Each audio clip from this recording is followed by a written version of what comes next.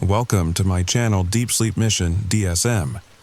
As we begin, I would be delighted if you could share your location in the comments below. It's truly inspiring to witness how far this content travels and to connect with viewers from across the world. They found my phone in the rubble. That's how you're hearing this now. The last recording from Ridgemont High's class of 2024.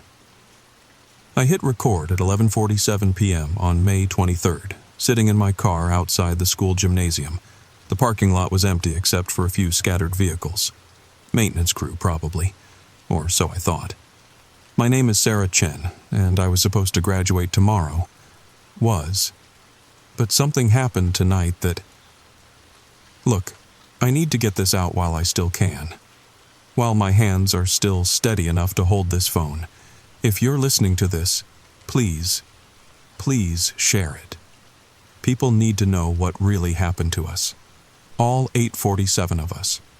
Because the news, they're not telling you the truth. The story begins now. 3 weeks before graduation, we all got the email. Not just the seniors. Every single member of the class of 2024 at Ridgemont High School in Pine Valley, Colorado. The subject line was innocent enough. Mandatory graduation rehearsal. New date, added. I remember reading it during AP Chemistry. Mrs. Patterson was droning on about molecular bonds while I scrolled through my phone under the desk. The email came from Principal Morrison's official school account, so nobody questioned it. Dear graduating seniors, it read. Due to renovations in the main auditorium, we've added an additional mandatory rehearsal on May 23rd at midnight. This special evening session will ensure our ceremony runs smoothly. Attendance is required for participation in the graduation ceremony. No exceptions. Midnight. That should have been our first red flag. Jake Martinez, who sat behind me, leaned forward. Yo, Sarah, you see this? Midnight rehearsal? That's weird as hell. I shrugged. Maybe they're trying to work around the construction schedule? But even as I said it, something felt off. Like when you're walking alone at night and suddenly realize the streetlights behind you have all gone dark. The next few weeks passed in a blur of finals, prom preparations, and senior pranks. Nobody really talked about the midnight rehearsal much. It was just another box to check off before we could finally escape Pine Valley and head off to college.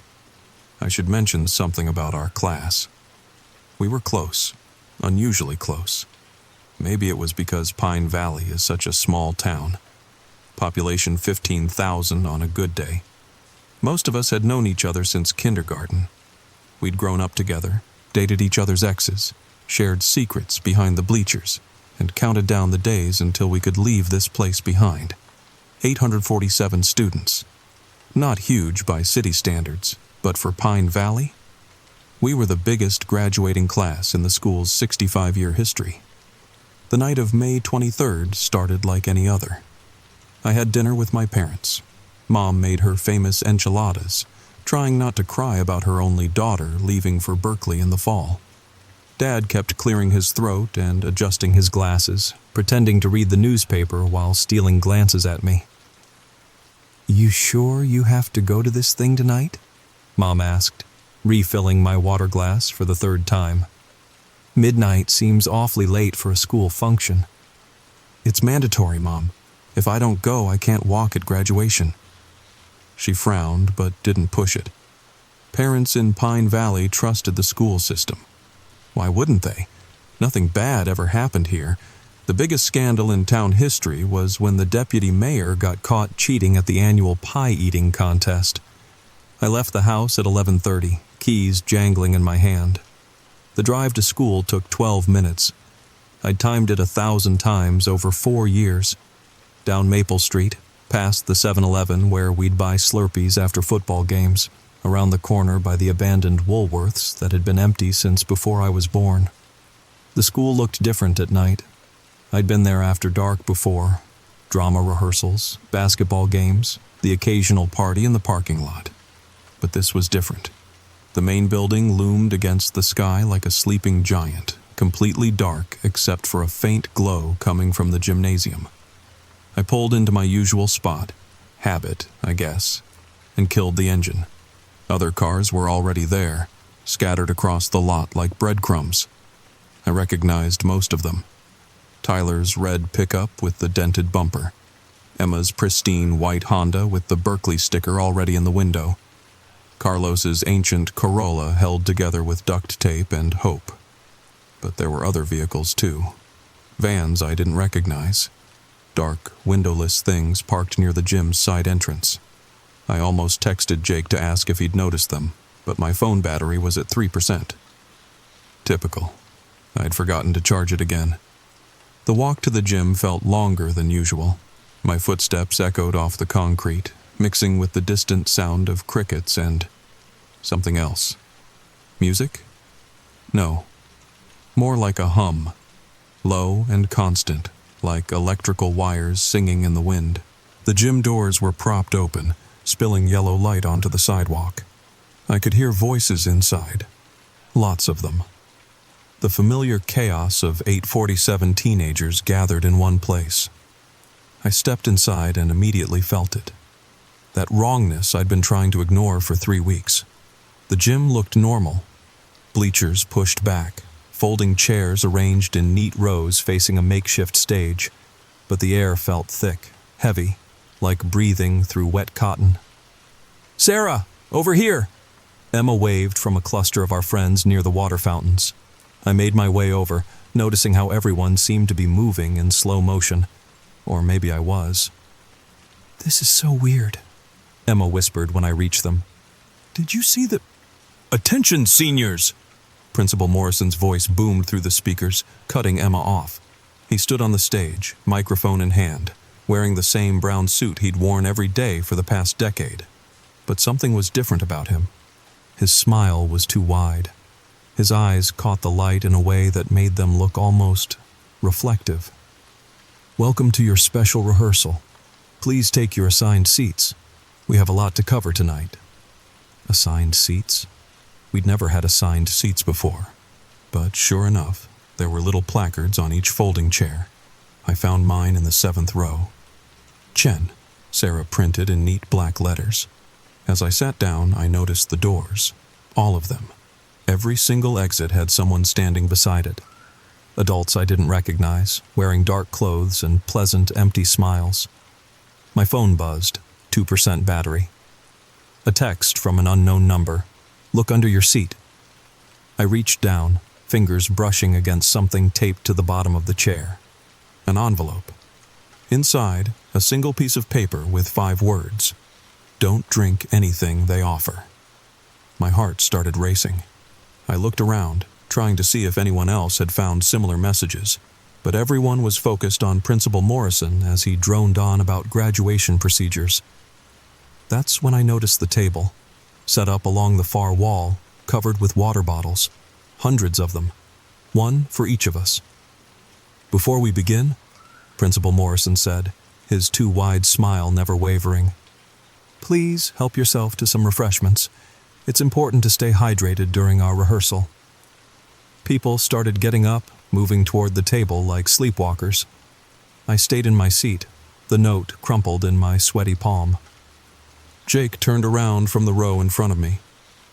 "You coming?" I shook my head. "Not thirsty." He shrugged and joined the exodus. I watched as my classmates picked up bottles, twisted off caps, raised them to their lips. And that's when the humming got louder. Have you ever watched 846 people drink water at exactly the same time? It's not natural. That's what happened next. As if on cue, every single person who'd grabbed a bottle tilted their head back and drank. The gymnasium filled with the sound of synchronized swallowing. Everyone except me. I sat frozen in my metal folding chair, watching my classmates, my friends, drain their bottles in perfect unison. Even their movements were identical. Right hand to bottle, lift, tilt, drink, lower. The water bottles hit the table with a collective thunk. Then silence. Principal Morrison's smile somehow stretched even wider. "Excellent. Now let's begin with the processional." What happened next? I still can't fully explain it. My classmates moved back to their seats, but it wasn't normal walking. They glided. No stumbling, no chatter, no Jake making stupid jokes or Emma checking her phone. Just smooth, silent movement. They sat down in perfect synchronization. Backs straight, hands on knees, eyes forward, eyes that were no longer quite right. I tried to catch Jake's attention, but he stared straight ahead. His pupils were dilated so wide his brown eyes looked black. A thin line of drool gathered at the corner of his mouth. "Sarah Chen!" I jumped. Principal Morrison was looking directly at me, his reflective eyes boring into mine. "You didn't get your water?" It wasn't a question. I'm not thirsty," I managed. "Everyone needs to participate, Sarah. It's mandatory." The adults by the doors took a step forward. Just one step, but the message was clear. I stood on shaking legs. The walk to the water table felt like miles. I could feel hundreds of eyes on me. No, not on me. Through me, like I was already gone. My hand closed around a bottle. The plastic was cold. Too cold. The water inside wasn't clear. It had a faint shimmer to it, like oil on a puddle. I raised it to my lips, and that's when the fire alarm went off. The sound shattered whatever spell had fallen over the gymnasium. People blinked, confused. The adults by the doors looked at each other uncertainly. "Everyone remain calm," Principal Morrison said, but his smile had finally faltered. "This is just a..." The sprinkler system activated. Water rained down, soaking everyone instantly. But not normal water. It smelled wrong. Chemical, like copper and chlorine mixed with something organic. And my classmates started screaming. Not from surprise or discomfort. They screamed because the water was doing something to them. Where it touched their skin, it sizzled. Steam rose from their bodies as they clawed at themselves, trying to escape their own flesh. I dropped the bottle and ran.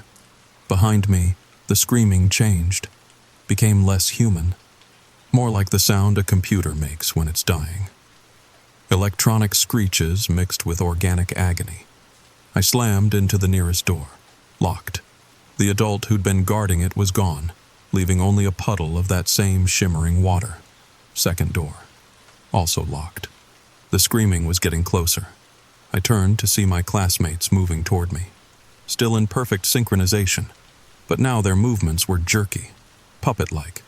Their skin bubbled and reformed with each step, faces melting and reconstituting into something that was almost human, but not quite. Emma reached for me, her Berkeley-bound smile now a gaping hole lined with what looked like circuit boards. "Join us, Sarah. It's easier if you don't fight it." Her voice came from everywhere except her mouth. I backed against the wall, desperate. That's when I remembered. The old equipment room. It had a window that was always broken, covered with plywood that had rotted through last winter. I ran along the wall, my sneakers squeaking on the wet floor. My classmates followed, their footsteps creating a rhythm that matched the humming, which I now realized had never stopped. It was coming from them, from inside them. The equipment room door was locked too, but the handle was old, rusted. I kicked it once, twice, 3 times before it gave way. Inside, sports equipment from decades past created an obstacle course.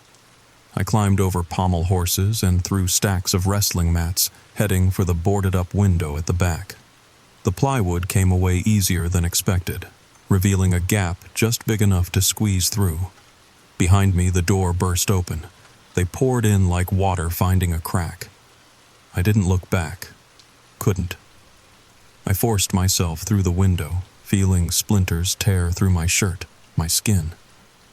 Then I was falling, landing hard in the bushes outside. My car was 50 yards away. The longest 50 yards of my life.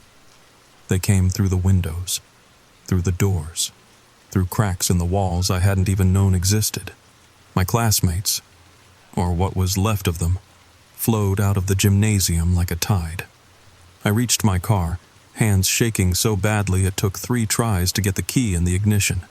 In the rear-view mirror, I saw them approaching, still synchronized, still humming. The engine turned over just as Jake's hand, or what used to be his hand, slammed against my window. His face pressed against the glass, features running like melted wax. "You can't leave, Sarah. We're all graduating together." I threw the car in reverse, tires screaming. As I peeled out of the parking lot, I saw more of them emerging from the school. Not just seniors now, teachers, janitors, the lunch ladies who'd served me tater tots for 4 years, all moving as one, all humming that impossible sound. I drove without thinking, just needing to get away. My hands wouldn't stop shaking, and my phone kept buzzing with its dying battery. 1%. Still 1%. How was it still 1%? The streets of Pine Valley were empty. Nothing unusual for a Tuesday night. Or Wednesday morning now, I realized. The dashboard clock read 12:47 a.m. Had it really only been an hour? I needed help. The police station was 6 blocks away. I took the turn too fast, tires squealing, and that's when I saw them. Cars, dozens of them, all parked perfectly along Main Street, engines running, headlights on, but no drivers. No, that wasn't right. There were drivers. They just weren't solid anymore. I could see through them, like looking at reflections in disturbed water. They sat behind their wheels, hands at 10 and 2, staring straight ahead. Waiting. I slowed down, creeping past the ghostly traffic jam. In the distance, I could hear it. The humming, getting louder. They were coming. The police station's lights were on. Thank God.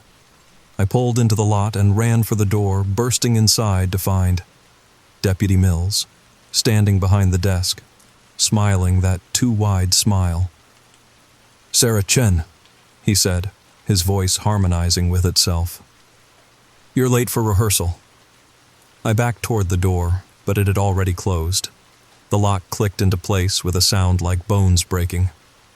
"We've been preparing for this night for so long," Mills continued, moving around the desk.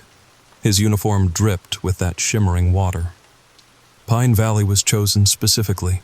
Isolated, trusting, the perfect place to test the integration." "Integration?" My voice came out as a whisper. "The merger. Organic and digital. Flesh and frequency. Your classmates are the lucky ones, Sarah. The first to transcend. The first to become part of the network." He reached for me with fingers that sparked with electricity. I grabbed the first thing I could find, a coffee mug from his desk, and threw it. It passed right through him, shattering against the wall. But the coffee splashed across his form, and where it hit, he solidified. Screamed. His perfect synchronization faltered. I didn't waste the opportunity. I grabbed the full pot from the coffee maker and threw the whole thing. Mills dissolved into a puddle of sparking water, his scream cutting off mid-note. The door unlocked. I ran again, always running. But where could I go? My house? My parents? Oh God, my parents. I drove home on autopilot, praying they were asleep. Safe, normal. The house was dark except for the porch light Mom always left on for me. I used my key, trying to be quiet. The living room was empty. Kitchen, too. I climbed the stairs, each creak sounding like thunder. Their bedroom door was open. I peered inside. Empty. The bed was made, pristine, like no one had ever slept in it. "They're at the school," a voice said behind me. I spun around. My little brother stood in the hallway, 12 years old, middle school, not part of the senior class. "Tommy?" He smiled. Normal, human. "They got called in for a parent meeting, said it was about your graduation, but Sarah, they drank the water too." My legs gave out. I slid down the wall, sitting on the carpet I'd played on as a kid. "How do you know about the water?" Tommy held up his phone. "Some of us have been watching, documenting, the ones who didn't get invited to the rehearsal." "There are others?" He nodded, Not many. They've been taking people for weeks, adults mostly, testing the formula. But tonight was the big event. The whole senior class at once. If it worked, they were going to expand. Every school, every town, The lights went out. In the darkness, I could hear it. The humming, surrounding the house. Tommy grabbed my hand. "We need to go. Now. There's a place. Some of us have been preparing." We made it to the stairs before the front door opened. Mom stood silhouetted in the doorway, that familiar outline now terrifying in its wrongness. "Sarah, honey, you missed your rehearsal." Her voice was Mom's, but wasn't. Like someone had recorded her and was playing it back through a broken speaker. "That's not Mom," Tommy whispered. I knew, but knowing didn't make it easier. We went out the back, through the garden Mom had tended for 20 years. The tomato plants she'd been so proud of wilted as she passed them, following us with jerky, synchronized steps. Dad appeared from the side yard, then Mr. and Mrs. Patterson from next door, Mrs. Chen from across the street. No relation, despite the name. All moving together, all humming. Tommy led me through backyards I'd played in as a kid, over fences I'd climbed 1,000 times, but everything felt different now, alien, like the town itself had been infected. We finally stopped at the old storm shelter behind the abandoned Woolworths. Tommy knocked. 3 short, 3 long, 3 short. SOS. The door opened and we tumbled inside. The shelter was crowded, maybe 30 people, all younger kids or the few adults who'd somehow avoided the integration. Mrs. Garcia, the elementary school librarian, Coach Peterson, who'd been out of town until an hour ago, a handful of freshmen and sophomores, and they all looked terrified. "Did anyone else make it out?" Coach Peterson asked. I shook my head. "The whole senior class, they're all converted," Mrs. Garcia finished. "That's what they're calling it. We intercepted some of their communications." She gestured to a corner where a kid I vaguely recognized from the AV club had set up a bunch of equipment. Radio scanners, computers, things I couldn't identify. "They're using the emergency broadcast frequency," the kid, Marcus, explained. "But it's not normal radio waves.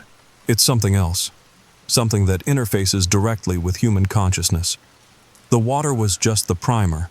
It makes people susceptible to the signal." "How do you know all this?" I asked. Marcus looked uncomfortable. "Because I helped design it." The shelter went silent. "Not by choice," he quickly added. "They came to our coding club last year, said it was a special project for the government. Revolutionary communication technology. We thought we were helping. You built a way to turn people into, what? Robots?" Tommy's voice was angry, scared. "Not robots. Nodes, in a vast network. Imagine every human brain as a computer, all linked together. Processing power beyond imagination. But we need..." Marcus swallowed hard. "We need biological components. Living minds to run the software." I thought about Jake, Emma, all my friends. "Can we reverse it?" "Maybe, if we can disrupt the signal. But it's broadcasting from the school, and the whole area is crawling with the converted." "So we run," Coach Peterson said. "Get out of town. Warn people." Mrs. Garcia shook her head. "They've thought of that. Look." She turned on a small TV. The emergency broadcast system was active, but the message was wrong. "Pine Valley is under quarantine due to a chemical spill. Do not attempt to enter or leave the area. Military units are en route to contain the situation." "Military units," Marcus said quietly. "More like cleanup crews. They'll either convert everyone or..." He didn't need to finish. My phone buzzed. Still 1%. The screen flickered, showing a text. "Sarah, please come back. We miss you. We're waiting." It was from every contact in my phone, all at once. "They're tracking us," I said. "The phones. They're using them to..." The humming started again, louder, closer. "They found us," Tommy whispered. The shelter door began to glow, not with heat, but with that same oily shimmer as the water. It was melting, reforming. "Is there another way out?" I asked. Coach Peterson pointed to an old maintenance tunnel. "It leads to the sewers, but—" The door exploded inward. They flowed in like a wave. My classmates, my teachers, my parents, all speaking with one voice. "Don't run, don't fight. Graduation is mandatory." We ran into the tunnel. Those who were too slow, I heard their screams cut short, replaced by that harmonious humming. The tunnel was narrow, dark, filled with 50 years of dust and worse. But it was away from them. That's all that mattered. We emerged 4 blocks away, in the basement of the old movie theater. Above us, I could hear movement. Hundreds of feet, all stepping in rhythm. "The radio tower," Marcus said suddenly. "On Pikes Peak. If we can get there, broadcast a counter signal." "That's 15 miles, Coach said. "Through them." "Then we drive fast," I said. We found cars, abandoned ones with keys still in the ignition. Their owners were probably at the school now, part of the collective. I drove the lead car, Tommy beside me, Marcus in the back with his equipment. The streets were no longer empty. The converted stood on every corner, in every yard, on every roof, watching, waiting, not attacking, just observing. "Why aren't they stopping us?" Tommy asked. Marcus was typing frantically on his laptop.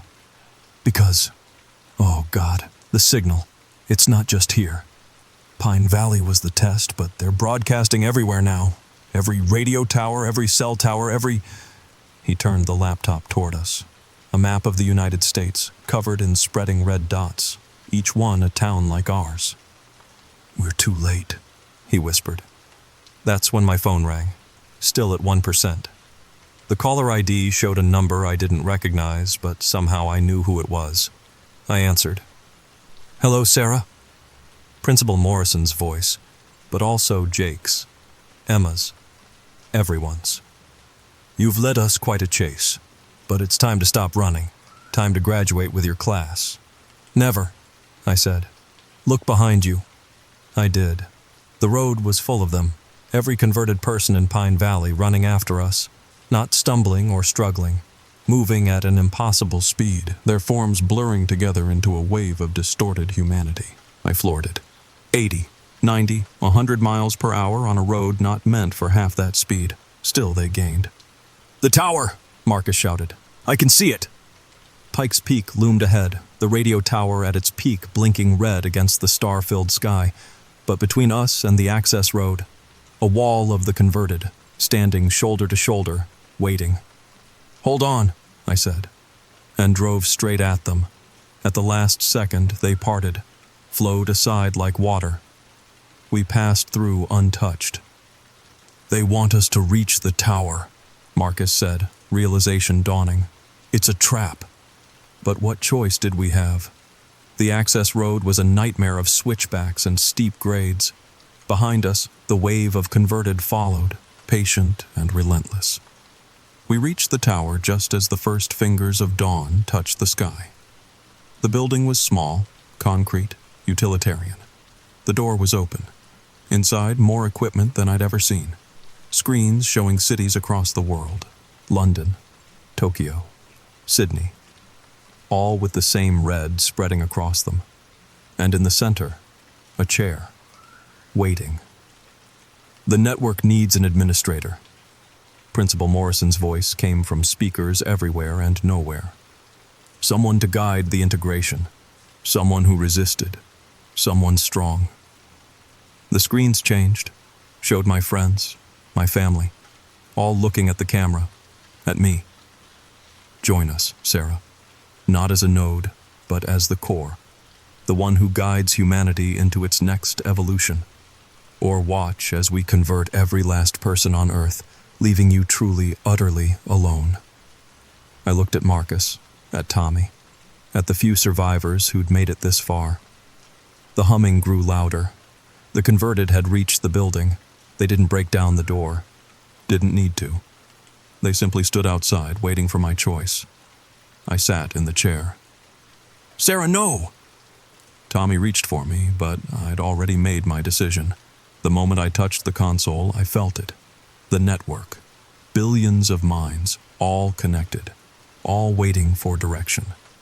The power was intoxicating, terrifying. I could save them, or damn them, or... I started typing. Not the code they wanted. Something else. Something Marcus had shown me in the tunnel. A kill switch he'd built into the original program, hidden so deep even he had forgotten it was there until now. "What are you doing?" The collective voice was angry now, afraid. "Graduating," I said, and hit enter. The scream that followed wasn't human, wasn't electronic. It was the sound of a network dying, of connections severing, of humanity reasserting itself against the digital cancer that had tried to consume it. On the screens, I watched the red dots flicker, fade, die. Outside, the converted collapsed. Not dead. I could hear them groaning, crying, wondering what had happened. Human again. But the victory came at a cost. The chair wouldn't let me go. I could feel the network's death throes pulling at my mind, trying to drag me down with it. "Sarah!" Tommy grabbed my hand. "Fight it!" I tried, but I was tired. So tired, and the darkness was so inviting.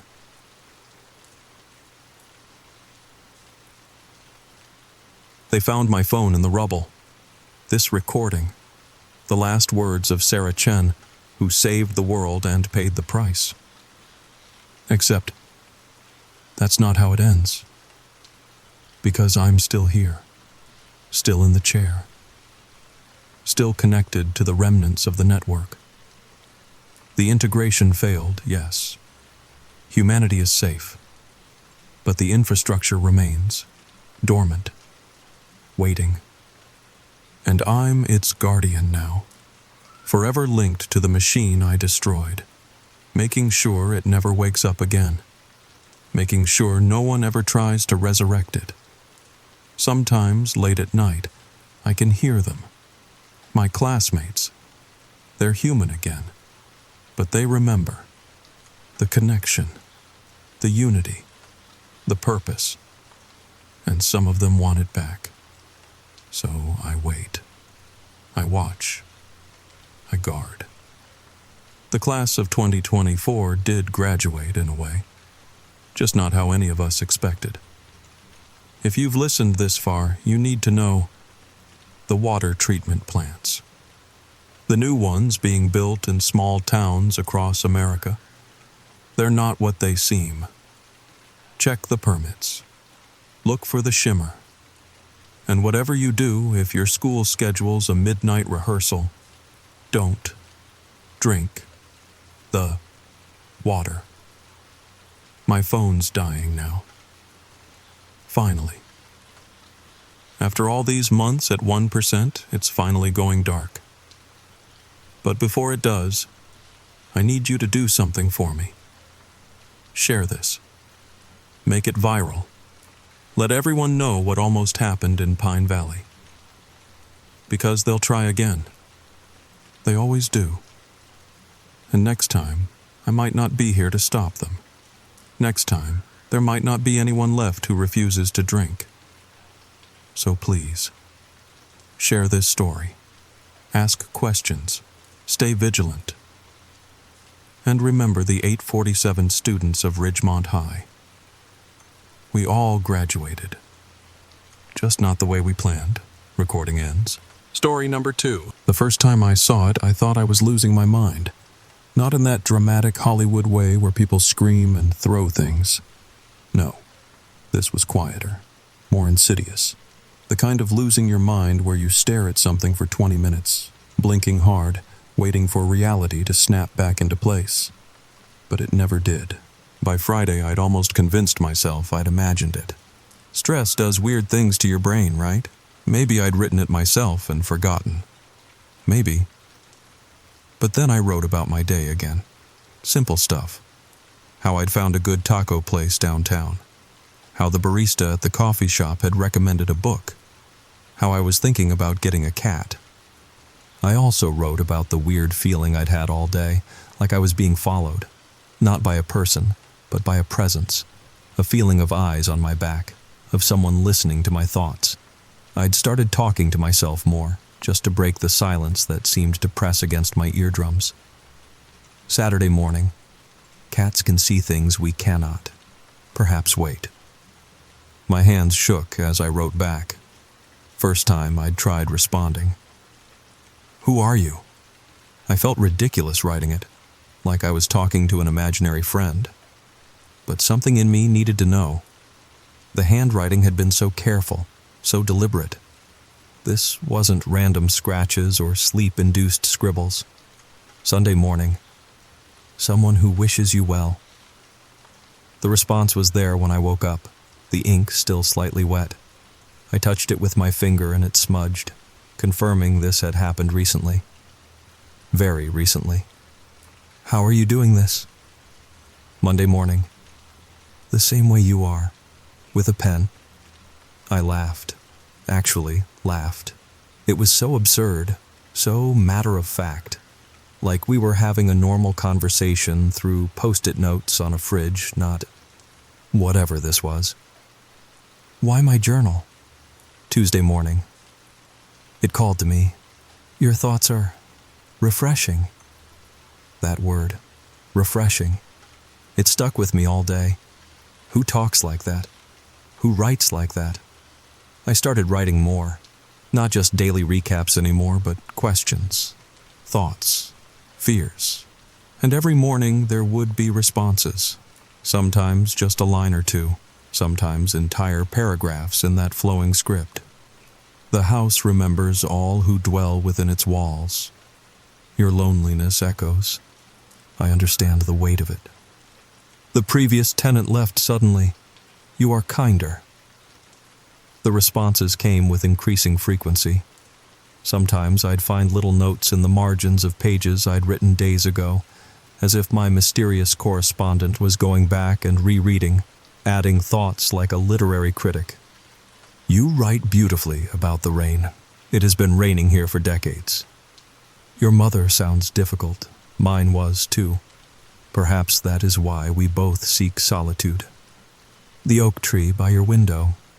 I planted it in 1960. I am glad it still stands. That last one made me look up Mrs. Chen's number. When I asked about the previous tenant, she went quiet for so long I thought the call had dropped. We don't talk about him, she finally said. Is everything all right with the house? I told her yes. What else could I say? But I pressed for more information. What happened to him? Another long pause. He became confused, started talking to people who weren't there. Neighbors complained about the noise, but when they called the police, she trailed off. What did the police find? Nothing. He was just gone. Left everything behind. Even his coffee was still warm.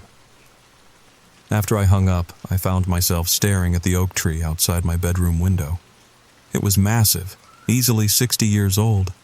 Its branches scraped against the house when the wind blew, creating a sound like fingernails on wood.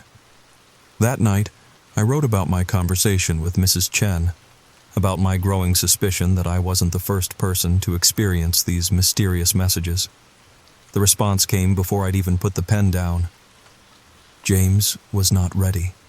He fought us. You listen. You respond. You are different. James was the previous tenant? Yes. He lasted 6 months. We tried to be gentle, but he was afraid. Fear makes people do foolish things. What kind of foolish things? He tried to burn the house down. We could not allow that. This is our home. I set the pen down carefully. My hands weren't shaking anymore, but something cold had settled in my stomach. Our? November came with rain that didn't stop. The kind of Pacific Northwest gray that seeps into your bones. I'd grown comfortable with my mysterious correspondent. Started looking forward to the morning messages. It felt like having a pen pal who actually understood me. But the responses had become more revealing, more personal, and more concerning. The others grow restless. They want to speak with you too. I have kept them at bay, but they are curious about the living girl who writes such beautiful words. Soon, I may not be strong enough to hold them back. We talked about everything. My childhood in Milwaukee, my fear of ending up like my mother, bitter and alone, my dreams about writing a novel someday. The responses were always thoughtful, always kind. Your mother's choices need not be yours. Begin the novel, 1 page each day. I will read. You are not alone. That last one appeared after a particularly bad night. I'd had too much wine, written some embarrassingly. I'd also written about the dreams that were becoming more vivid. Not nightmares exactly, but crowded dreams. I'd find myself in my bedroom, but it wasn't empty. There were people there. A woman in a 1960s dress, sitting in the corner knitting. A little girl in a white nightgown, playing with toys that weren't there. An old man with wire-rimmed glasses reading a book by the window. And sometimes something else, something that stayed in the shadows, just out of sight, something that made the others nervous. But then things started to change. December 1st, I wrote about planning to visit my family for Christmas. The response, you must not leave. Just that. No explanation. The handwriting looked different too, pressed harder into the page, less elegant, more urgent. Why not? It is not safe. Not yet. Not safe how? No response the next morning, or the next. 3 days of silence. I'd gotten so used to the morning messages that their absence felt wrong, like a missed heartbeat. The house felt different too. Heavier somehow.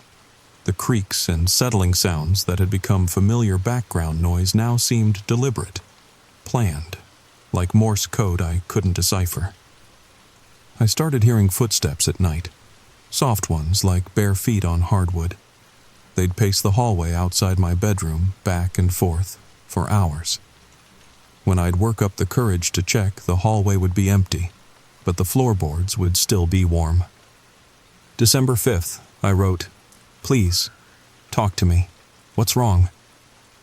I also wrote about how the house felt different, how I'd started seeing shadows move in my peripheral vision, how I'd wake up and find furniture slightly rearranged as if people had been sitting in chairs that were now empty. December 6th. There are rules. I have broken them for you. Others have noticed. What others? What rules? The house binds us all. Those who lived, those who died, those who remain. You are between worlds here, in this thin place. Your journal is a doorway. I should not have knocked. My hands were ice. The room felt smaller suddenly, the walls closer. I could smell something too. Old perfume mixed with dust and something else. Something organic and old. Am I in danger? Not from me, never from me. But the others grow restless. They whisper your name in the walls. They watch you sleep. The little girl is curious. The old man is hungry. The thing in the basement. The sentence cut off mid-word. Below it, in different handwriting, scratchy, angry. She is ours. Then another hand, childish and uneven. Play with me, play with me, play with me. And another, spidery and thin. Fresh thoughts, fresh dreams, fresh blood. At the bottom of the page, in handwriting I recognized as my mysterious friend. I cannot hold them any longer. They have tasted your thoughts. They want more. Go. Now. I slammed the journal shut, threw it across the room, packed a bag in 10 minutes flat, and drove to a motel on the other side of town. But here's the thing about running from something that lives in your head. You can't. Because that night in a sterile motel room 50 miles away, I made a mistake. I brought the journal with me. I didn't mean to pack it. Muscle memory, maybe. Grabbing it from where it had landed, shoving it in my bag with everything else. Didn't realize until I was unpacking at the motel. Sat on that polyester bedspread for hours, staring at it. The smart thing would have been to burn it. Drive to the coast, throw it in the ocean. Walk away and never look back. But I had to know. 2 a.m. I opened it. The pages were covered. Every single blank page I'd left, filled with different handwriting, overlapping, fighting for space. Some in languages I didn't recognize, some just symbols, scratches. What looked like children's drawings mixed with equations and poetry, and what might have been recipes. But in the center of the chaos, in that familiar, elegant script, "You should not have run. They can follow the journal now. I tried to keep you safe within the house's boundaries. Here, there are no rules." The motel room's heater kicked on. I jumped so hard I nearly fell off the bed. What do I do? I wrote it quickly, my hand shaking. The response came immediately. Not the next morning. Immediately.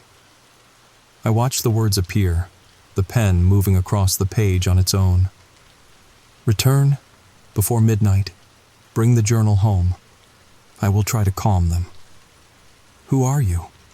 "Margaret Flynn. I died in your bedroom in 1962. Heart attack. I was writing in my diary when it happened. Been here ever since. You reminded me what it felt like to be heard." The pen kept moving. "The others are not as grounded as I am. The little girl, Emma, drowned in the well out back in 1889. She just wants a friend. The old man, Professor Hartley, starved during the Depression. He feeds on thoughts now. And the thing in the basement." The writing stopped, then pressed so hard it nearly tore the page. It was never human. The house was built on its home. It has been here longest. It is coming upstairs. I heard it then, from the motel room below mine. A sound like wet leather being dragged across wood. Slow, methodical, getting closer. "Drive! Now!" I drove. 90 miles an hour through empty streets, the journal open on my passenger seat. Words appearing faster than I could read them at red lights. "It follows. Faster. Take Elm Street. Now, left. It comes through shadows. Keep the lights on. Faster. Do not let it touch the journal. If it touches the journal, it can write too. Emma is trying to help. She is slowing it down. But she is small and it is old. I've never been religious, but I prayed that night, to whoever might be listening.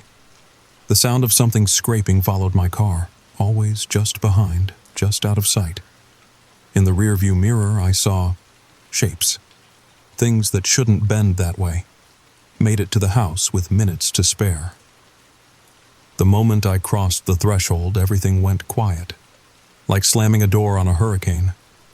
The journal fell open. "Welcome home. You are safe now. Within these walls there are rules, old contracts. It cannot enter without invitation." I collapsed on the couch, soaking with sweat despite the December cold. I can't live like this. Then we make a new arrangement. The others have agreed. Mostly. Continue to write. Share your days. Let Emma draw occasionally. Feed the professor a memory once a month. Nothing important, just small things. And the thing below? What does it want? To be acknowledged. Once a year, on the anniversary of the house's construction, go to the basement door. Say, "I know you are there, and this is your home too. Do not open the door. Do not go down. Just acknowledge." It is lonely in its way. Over the following weeks, I learned more about my housemates.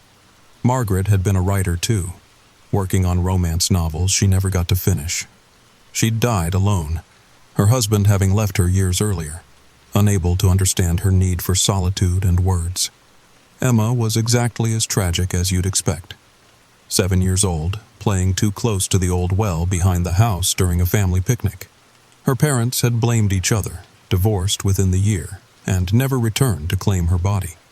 She'd been buried in the town cemetery, but her spirit had come home.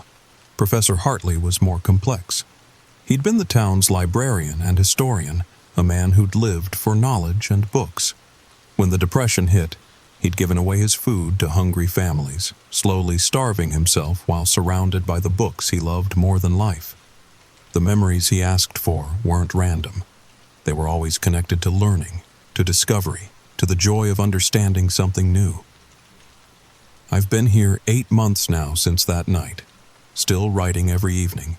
Margaret and I have become friends? She tells me about the 1960s, about her husband who never understood her need to write. She critiques my novel in progress with the insight of someone who's had 60 years to think about storytelling. Emma draws little flowers in the margins sometimes. They're quite good for a 7-year-old, even one who's been 7 for over a century. She also writes me notes about the neighborhood cats, the changing seasons, the birds that nest in the oak tree. Her observations are surprisingly sophisticated for a child, filtered through decades of watching and waiting. The professor is harder. Once a month, I let him have something small.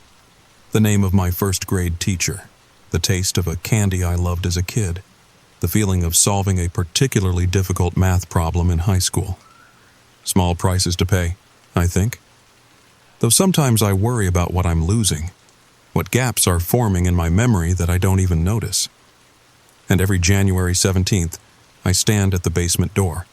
I say the words. Something down there shifts, settles. Satisfied for another year.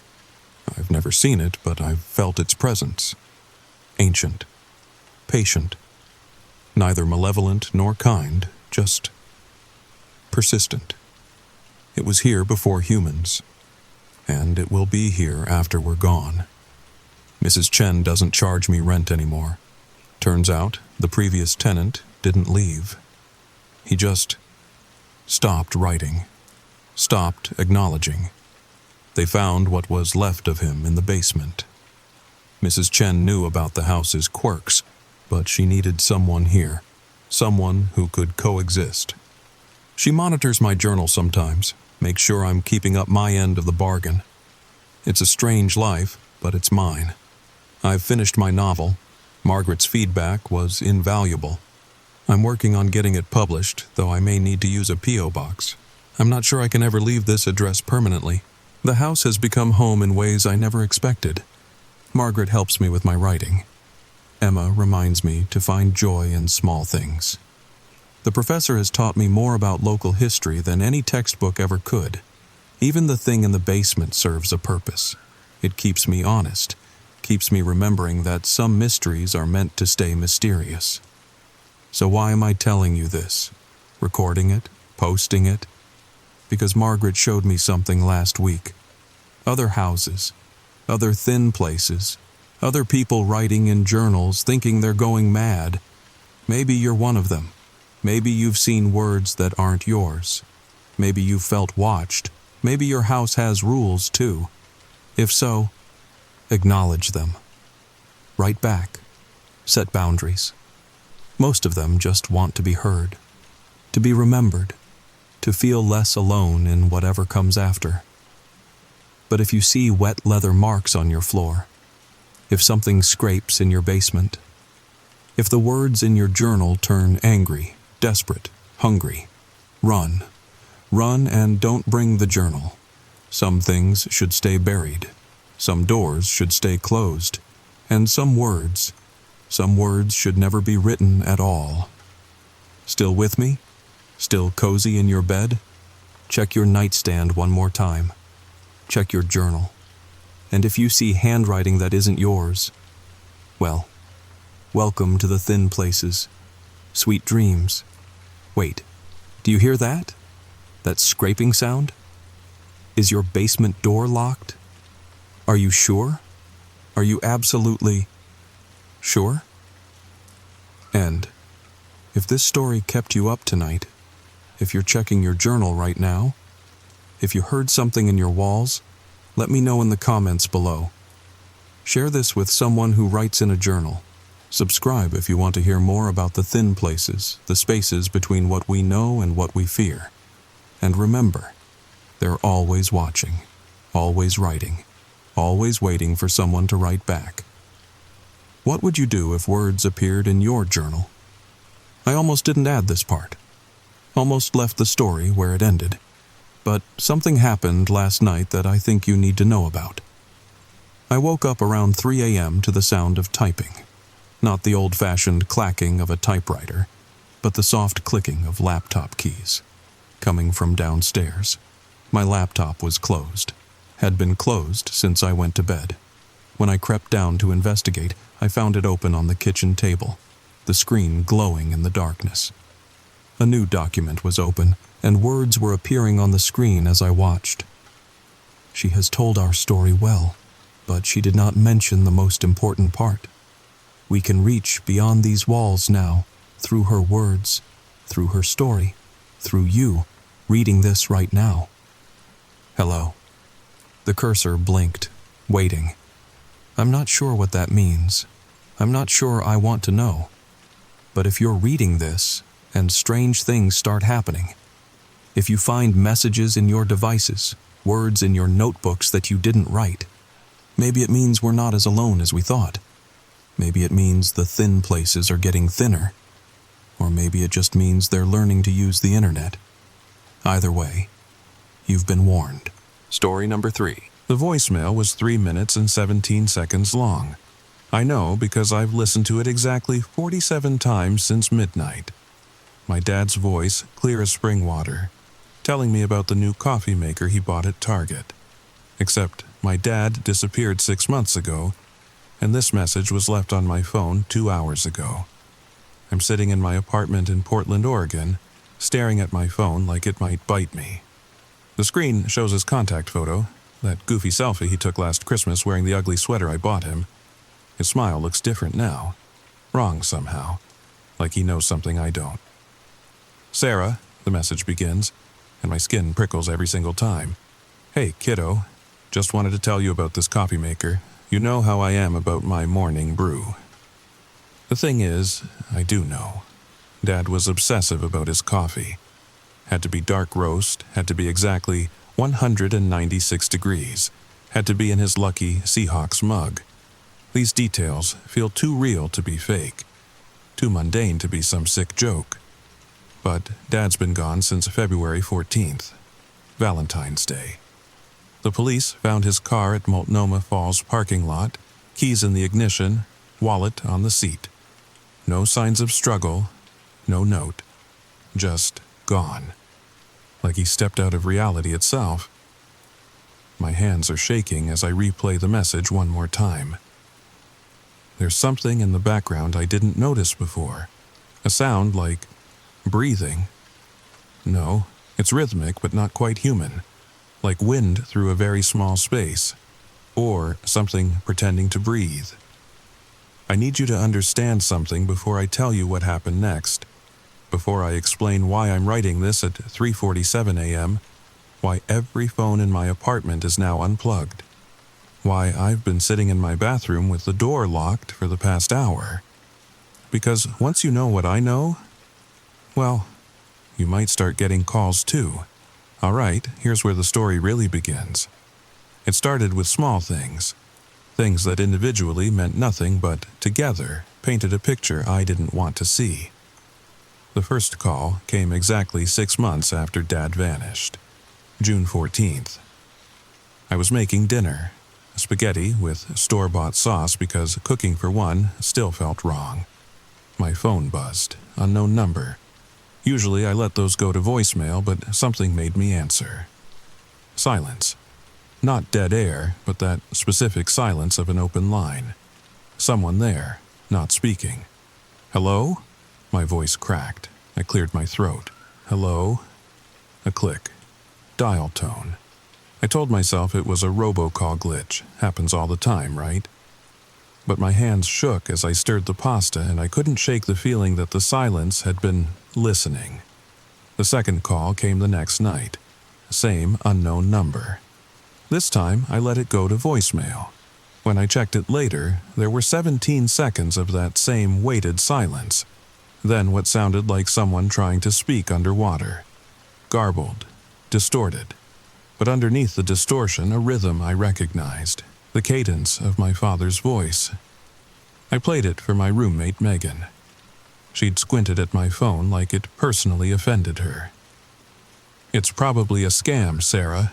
They use recordings now, try to sound like family members. But how would they have my dad's speech patterns?" She shrugged. "Internet's creepy. They probably scraped his Facebook or something." I wanted to believe her. God, I wanted to believe her. But Dad barely used Facebook. Had maybe 3 photos total, no videos. Nothing for anyone to scrape. The calls kept coming. Always between 8 and 10 p.m. Always that same number, which, when I tried calling back, just rang and rang into nothing. No voicemail, no answer. Like calling into a void. By the 10th call, I was documenting everything. Times, duration, any sounds I could make out. I even bought one of those recording apps, the kind paranoid people use to catch their spouses cheating. What I caught was worse. Call number 13 had words. Actual words, buried under static and that underwater quality but unmistakably there. "Sarah, kiddo, I threw my phone across the room. It hit the wall, left a small dent in the drywall that my landlord would definitely take out of my deposit. I didn't care. That was Dad's voice. Not similar to Dad's voice.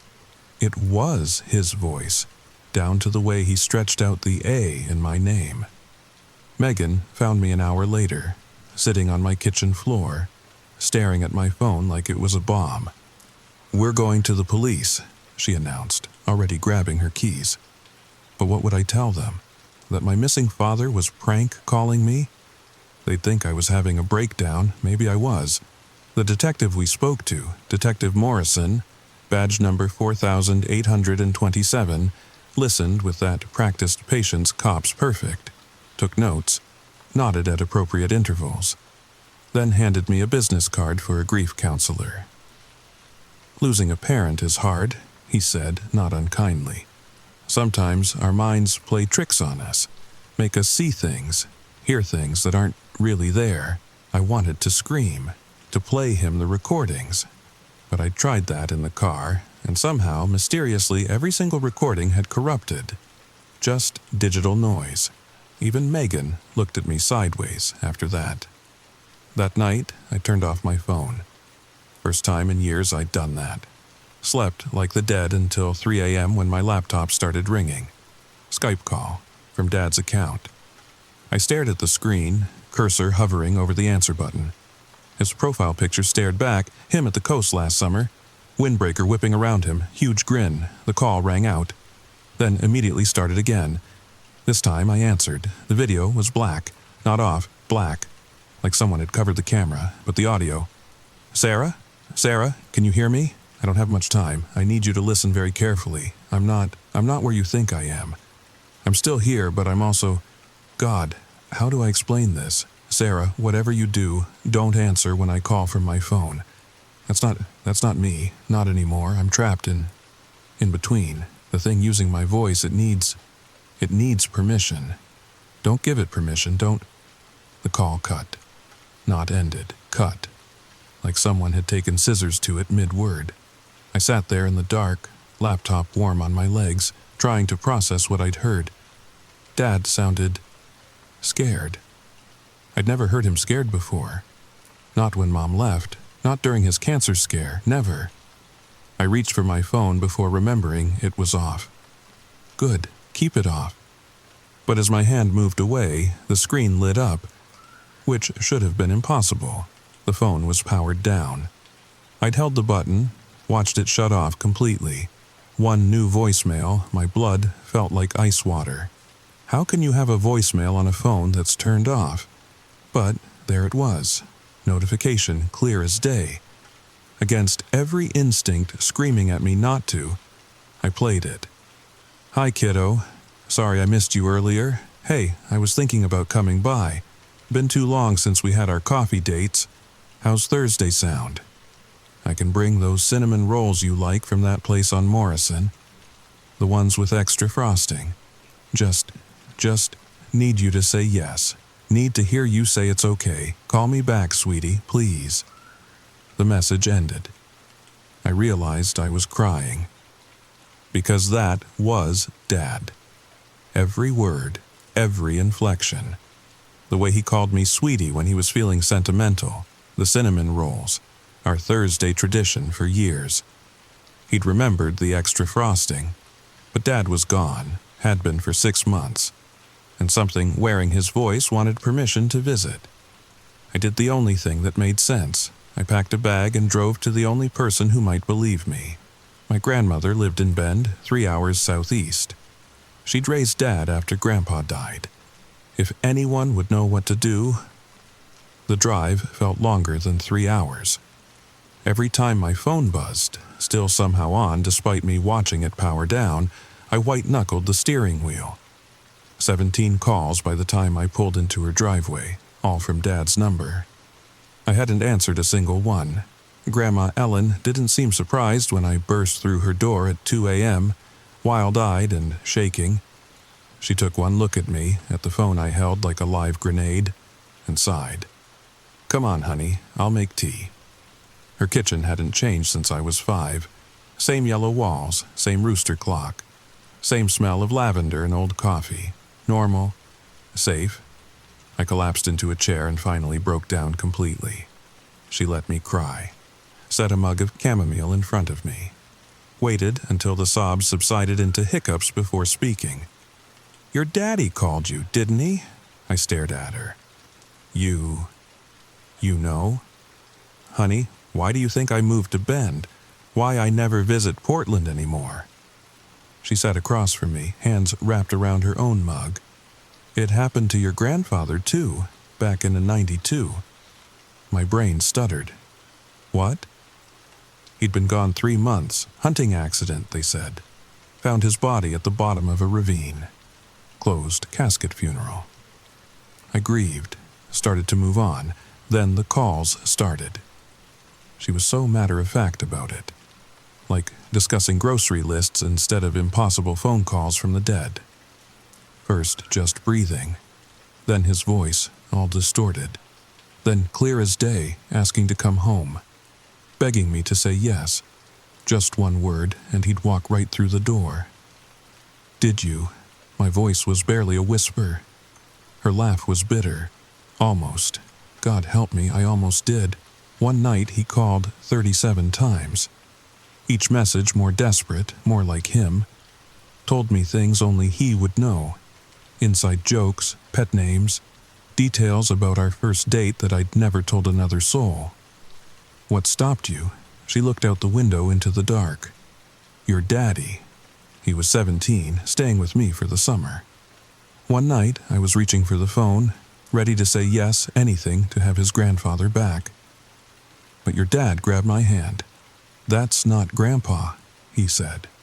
Grandpa's eyes were brown. The thing in the window has yellow eyes. Ice flooded my veins. The window? I looked where he was pointing. There, in the reflection of the TV, something that looked like your grandfather. Perfect in every way except those eyes. Yellow-like. Like something pretending to be human but forgetting that one crucial detail. My phone buzzed. Dad's number. The 68th call. "Don't answer it," Grandma said sharply. "And whatever you do, don't look for him in reflections. Once you see the eyes, it knows you know, makes it hungry." "Hungry for what?" She met my gaze. "Your place, your life. These things, they get stuck. Not alive, not dead. Need an invitation to cross back over, but they don't come back right. Come back, wearing the face but not the soul. Things, there's more than one. Oh, honey, why do you think missing persons cases never really get solved? They find bodies, sometimes, sure. But the real person, they're in between. Trapped. While something else tries to claw its way into their life." Another buzz. This time a text. I glimpsed it before Grandma grabbed my phone. "Sweetie, please. It's cold here. So cold. Just say yes. Please say yes." She deleted it without reading further. We need to break the connection. It's using your love against you, your memories, making you want to save him. Maybe it really is Dad. Maybe he needs help. Her slap shocked me. Not hard, but sharp enough to cut through the fog. That's how it gets you, that doubt. Your daddy is gone, Sarah. I'm sorry, but he's gone. What's calling you is the thing that took his place. And if you let it in... She didn't finish, didn't need to. We spent the rest of the night going through her photo albums. She showed me pictures of Grandpa, pointed out all the photos she'd had to burn, the ones where his reflection showed those yellow eyes. Sometimes in mirrors, sometimes in windows. Once in the surface of a lake. The old cultures knew, she said. Why do you think so many traditions covered mirrors when someone died? It wasn't about vanity, it was about keeping the wrong things from looking back. By morning, I'd made my decision. I couldn't keep running from the calls, couldn't spend my life jumping at every ring. I needed to end this. There's a way, Grandma said when I told her, but it's dangerous. You have to go to where he disappeared, confront it directly, tell it no, not maybe, not later, no, break the connection completely. And if it doesn't accept that, she pulled out an old leather journal, pages yellow with age. Then we try the old ways, iron and salt and mirrors. But Sarah, some of them don't like being told no. Some of them get angry. I thought about Dad, real Dad. His laugh, his terrible jokes, the way he'd check my tire pressure every time I visited. If something was wearing his face, using his voice, trying to steal his life, I had to stop it. For him. I'll go tomorrow, I decided. Grandma shook her head. Tonight. These things are stronger in the dark, more desperate. It'll show its true face when threatened. She was right. I knew she was right.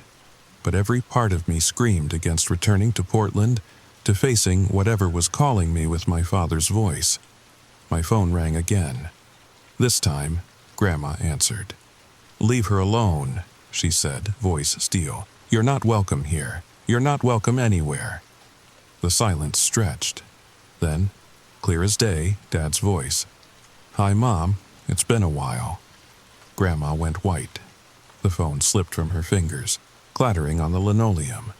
In the background of the call, we both heard it. Another voice. Older. Raspier. Grandpa. Ellen, is that you? I've been trying to come home for so long."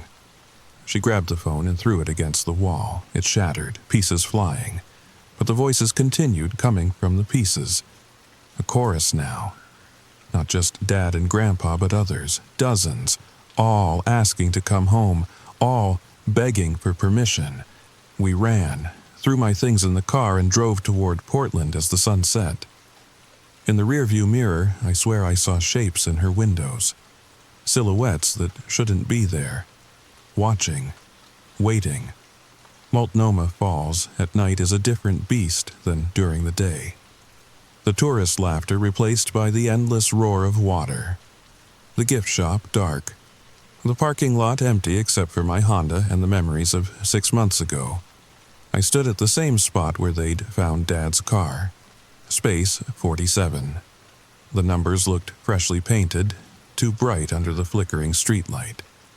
Grandma stayed in the car, clutching her journal and a bag of rock salt. "Remember," she called through the cracked window, "it needs your permission.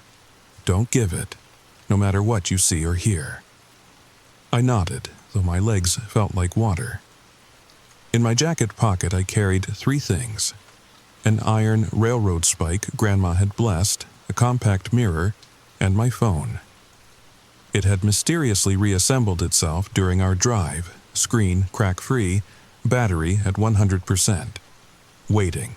The trail to the falls was closed after dark, but the chain was easy to duck under. Each step felt monitored. The trees seemed to lean in, branches reaching like fingers. Normal forest sounds, crickets, wind, the distant crash of water felt muffled, swallowed by something larger. I made it halfway up the trail before my phone rang. Dad's ringtone, Born to Run by Springsteen because he thought he was hilarious, echoed off the cliff faces. I let it ring out, then it started again and again. On the fourth call, I answered, "Hi, kiddo." His voice was perfect, too perfect, like someone had edited out all the human imperfections. "I see you came. I've been waiting. Where are you?" "Close, so close. Just need you to say the words. Say I can come home." I gripped the iron spike tighter. "No." Silence. Then, "Sarah, it's me. It's really me.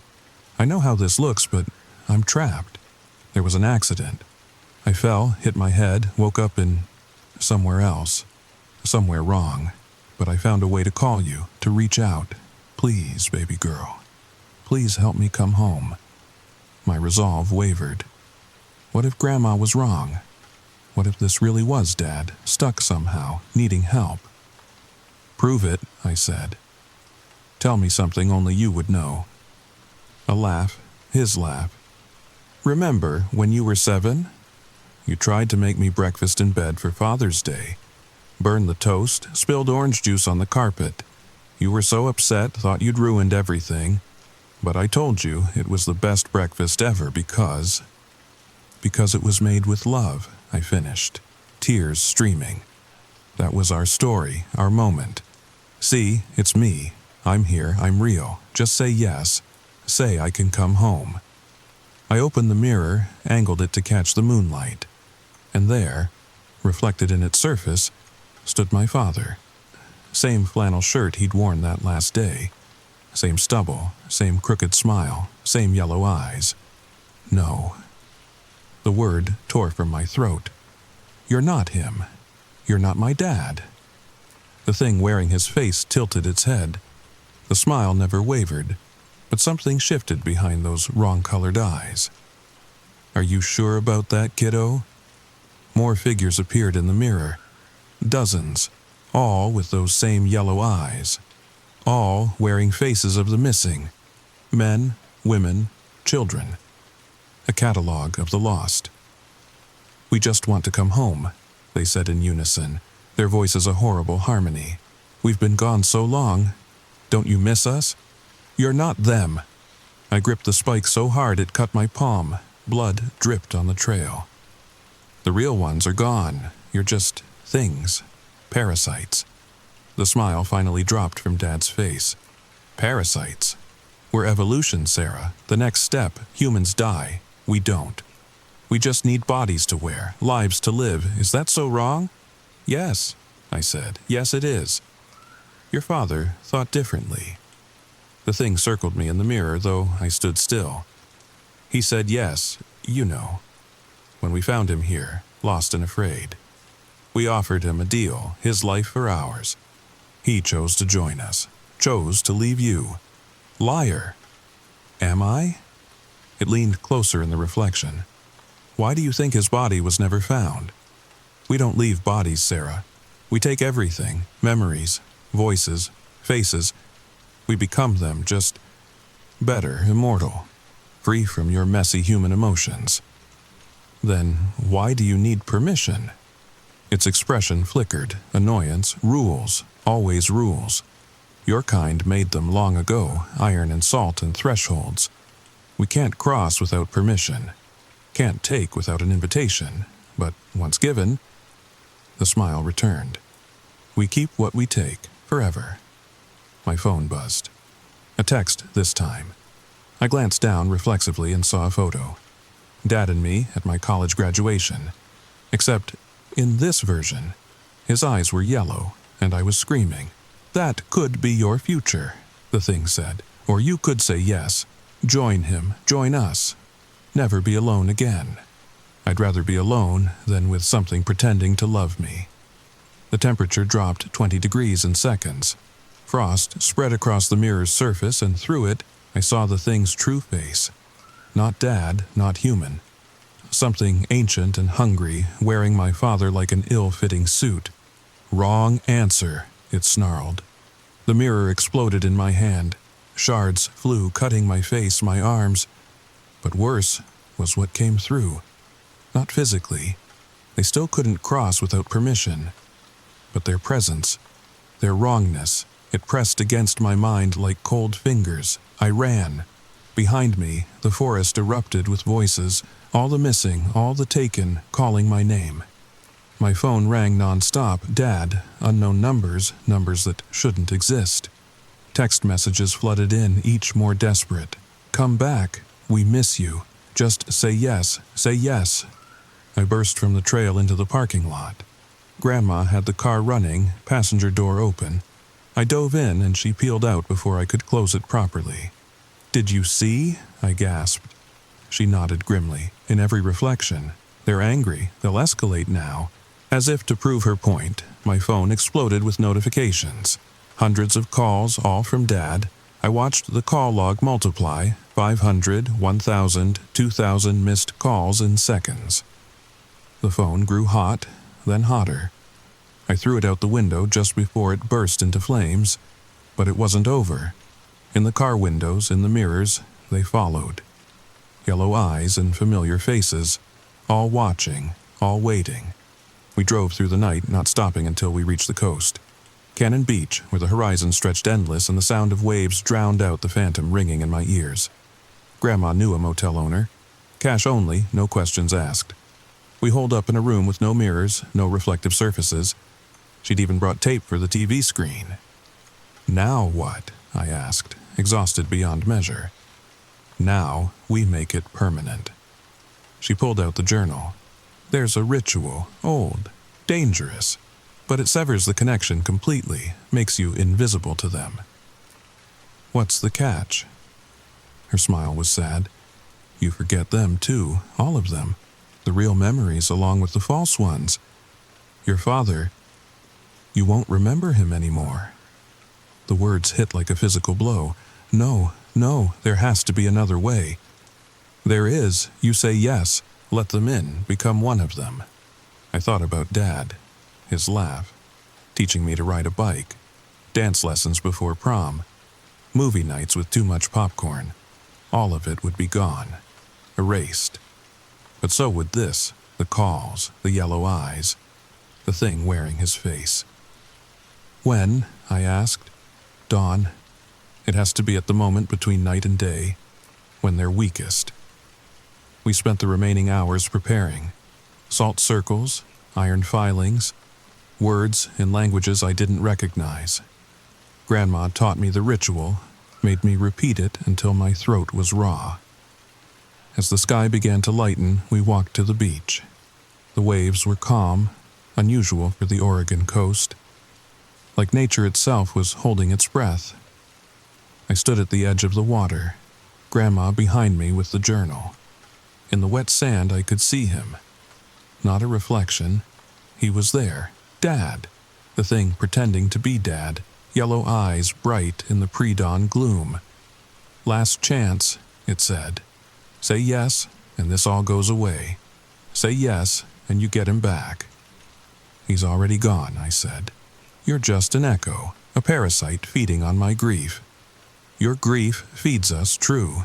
But we give something in return. Immortality, freedom from loss, no more goodbyes. Goodbyes are what make hellos matter. I began the ritual. Words that tasted like copper and ash. The thing in the sand writhed, its borrowed face contorting. You don't know what you're doing, it hissed. You'll forget everything.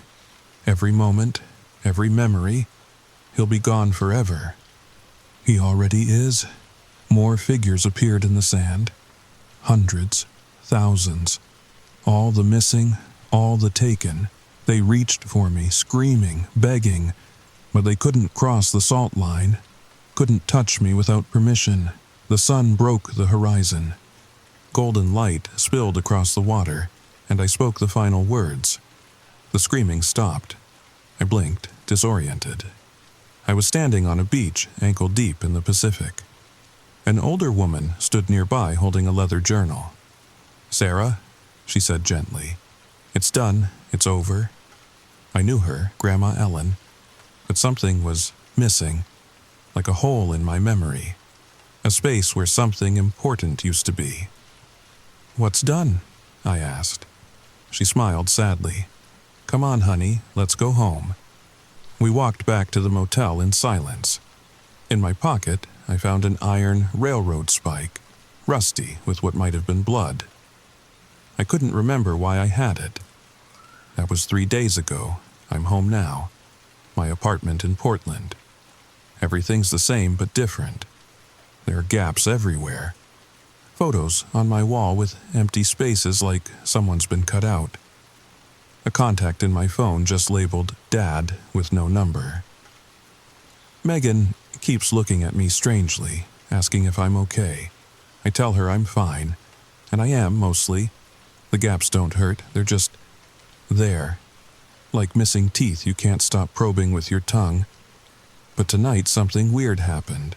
I was making dinner when my phone rang. Unknown number. Usually I let those go to voicemail, but something made me answer. Silence. Not dead air, but that specific silence of an open line. Someone there, not speaking. "Hello?" My voice cracked, though I didn't know why. "Hello? Sarah?" A man's voice. Warm. Familiar in a way that made my chest tight. "Sarah, kiddo, is that you? Who is this?" A pause. Then, I don't know. I don't know who I am. But I know you. I know I love you. I know I'm supposed to be somewhere with you, but I can't remember how to get home. My hand shook. "I'm sorry. I think you have the wrong number." No, I don't. Sarah, please. It's dark here. So dark. And I can't find my way back. Please. Please, just say. The line went dead. I stared at my phone. That voice, I knew that voice, but from where? And why did the silence that followed feel like a goodbye I'd forgotten how to say? I've been sitting here for hours trying to remember, trying to understand why I have an iron spike in my pocket, why there are salt lines at my windows, why I feel like I'm mourning someone I can't name, and why, despite every instinct screaming against it, I want to answer when that unknown number calls again, because it will call again. Somehow I know that. It will call, and that warm, familiar voice will beg me to say yes, to let him come home. And the worst part, the part that terrifies me more than any horror I can't quite recall, part of me wants to say it, part of me wants to say yes.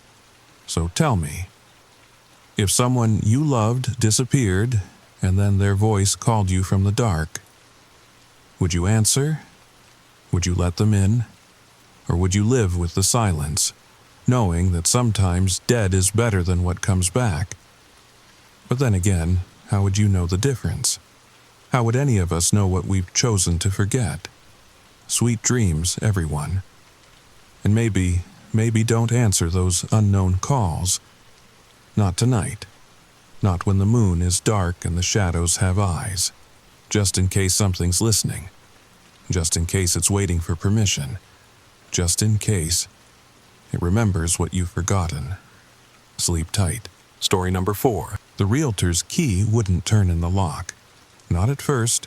She twisted harder, metal grinding against metal, until something inside the mechanism gave way. Like the house was deciding whether to let us in. Old houses, she laughed nervously, pushing the door open. They have their moods. I should have left right then. Should have made some excuse about checking other listings. But Sarah had already stepped inside, her hand finding mine in that way she does when she's excited about something. "Jake, look at these original hardwood floors." 3 weeks later, we owned it. A Victorian on Maple Street in Burlington, Vermont, built in 1897, 4 bedrooms, 2 baths, and what the listing called charming period details throughout. What it didn't mention was how the house seemed to exhale when you first walked in, like it had been holding its breath.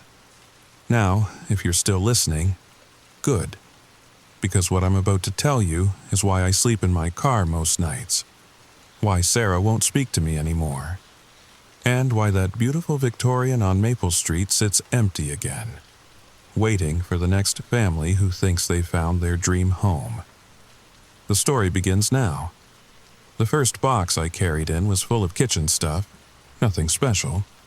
Plates Sarah's mom gave us, mismatched coffee mugs, that fancy knife set we got for our wedding. but when I set it down on the kitchen counter, I heard something. Not from the box, from inside the walls. A whisper. No, multiple whispers, like a crowd murmuring just out of earshot. "You hear that?" I asked Carlos, my buddy who'd volunteered his truck for the move. He paused, holding our couch halfway through the door. "Hear what?" The sound faded. "Nothing. Old pipes, probably." Carlos grinned. "Man, these old houses. My cousin bought one in Montpelier. First week, he was convinced it was haunted. Turned out to be squirrels in the attic." I laughed. Squirrels. Of course. By evening, we had most of our stuff inside. Pizza boxes littered the living room floor, and Sarah was already making lists of paint colors for each room. "Sage green for the bedroom," she said, sprawled on the floor with color swatches. "Unless, what do you think about this, Blue?" I was half listening, distracted by the feeling that kept creeping up my spine. You know when someone's watching you, that prickle on the back of your neck? It was like that, but everywhere. Like the walls themselves had eyes. "Jake?" "Blue's good," I said quickly. "Hey, did the inspector mention anything weird about this place?" Sarah looked up. "Weird? How?" "I don't know, just the history, previous owners." She shrugged. "The disclosure said the last family only lived here 2 years.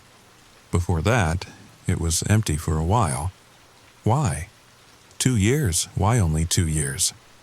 "That night, we slept on an air mattress in what would be our bedroom. Sarah fell asleep instantly. She always does.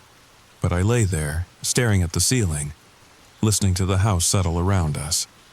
Old houses make noise, everyone knows that. Wood expands and contracts, pipes knock, foundations shift. But this wasn't just settling. Footsteps. Soft, careful footsteps moving through the hallway outside our door. Not the random creaks of an old house, but a rhythm. Step, pause. Step, pause. Like someone trying not to wake us. I held my breath, straining to hear over my hammering heartbeat. The footsteps stopped right outside our door. Silence. Then, a child's giggle, muffled, like it came from inside the walls. I sat up so fast the air mattress squeaked. Sarah stirred, but didn't wake. The hallway was dark through the gap under the door, but I swear I saw a shadow move past. My phone showed 3:17 a.m. I grabbed the baseball bat we'd propped by the door. You know, just in case. Burlington's safe, but you never know. My hand was on the doorknob when I heard it again. The giggling. But this time it came from downstairs. I should have woken Sarah, should have called the police. Instead, I turned the knob slowly. So slowly, and peered into the hallway. Empty. The floorboards were cold under my bare feet as I crept toward the stairs. Each step seemed to echo in the silence. The giggling had stopped, but now I heard something else. Humming. A woman's voice, humming a lullaby I didn't recognize. The living room was bathed in streetlight through the windows.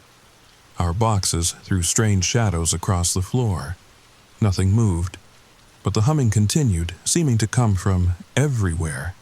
The walls, the floor, the air itself. Then I saw her, just for a second. A woman in a long nightgown standing by the fireplace. Her back was to me, her hair pinned up in that old-fashioned way. She was swaying slightly, like she was rocking a baby. I blinked, and she was gone. But the humming continued for 3 more seconds before fading into silence. I stood there until my feet went numb from the cold. Then I went back upstairs, crawled onto the air mattress, and stared at the ceiling until dawn. I didn't tell Sarah, how could I? "Hey, honey, I think our house comes with previous tenants who forgot to move out permanently." She'd think I was crazy. Maybe I was. 3 days later, I was pulling up the hideous carpet in the spare bedroom when I found them. Names. Dozens of names, carved into the hardwood underneath. Not crude scratches, but careful, deliberate letters. Margaret Sullivan, 1897 to 1901. James Sullivan, 1897 to 1943, baby. Sullivan, 1901 to 1901. My hands shook as I pulled up more carpet. More names. Robert Chen, 1952 to 1954. Dorothy Chen, 1952 to 1967. Michael Chen, 1953 to 1954. Each group seemed to be a family, each with dates that started when they moved in and ended when they died. When they left? The dates didn't make sense. Some spans were only months, others decades. Find something interesting? I jumped. Sarah stood in the doorway, coffee mug in hand. "Look at this," I said, gesturing at the names. She knelt beside me, fingers tracing the carved letters. "That's weird. Maybe it's like a memorial, previous owners remembering family members." But I noticed something she didn't. Or maybe she did and didn't want to say it.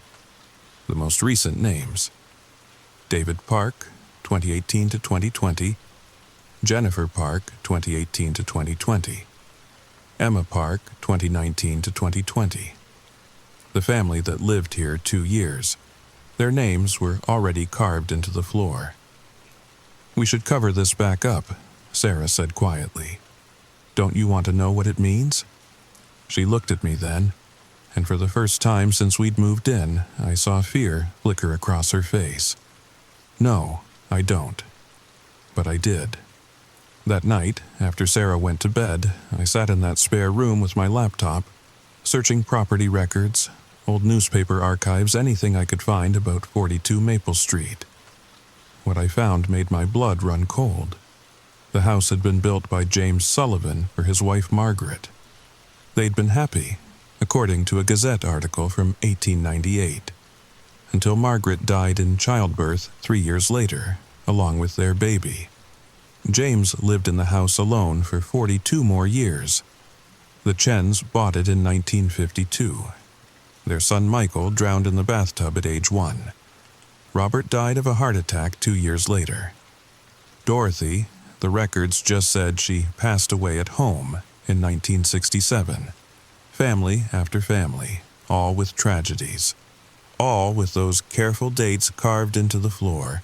And then I found the article about the Parks. Local family found dead in historic home December 18, 2020. Burlington police are investigating after David Park, 34, Jennifer Park, 32, and their daughter, Emma, 18 months, were found deceased in their Maple Street home. While authorities have not released the cause of death, neighbors report the family had become increasingly reclusive in recent months. "They just stopped coming outside," said Martha Brennan, who lives next door. "Jennifer used to be so friendly, but those last few weeks she looked terrified every time I saw her." My laptop screen flickered. The search page refreshed on its own, showing the same article. But now there was an additional paragraph I swear wasn't there before. When asked about the history of the property, longtime Burlington resident Edgar Morrison said, "That house has been wrong since the day it was built. It doesn't just remember the people who lived there. It keeps them." I slammed the laptop shut. From somewhere in the walls I heard that child's giggle again. Then Sarah's voice from the doorway. "Jake, who are you talking to?" I turned. She stood there in her pajamas, hair messy from sleep, looking confused. "I'm not talking to anyone." "I heard you. You were saying names. Margaret? Jennifer?" I hadn't realized I'd been speaking out loud. "Just reading," I said. She stared at me for a long moment. "Come to bed."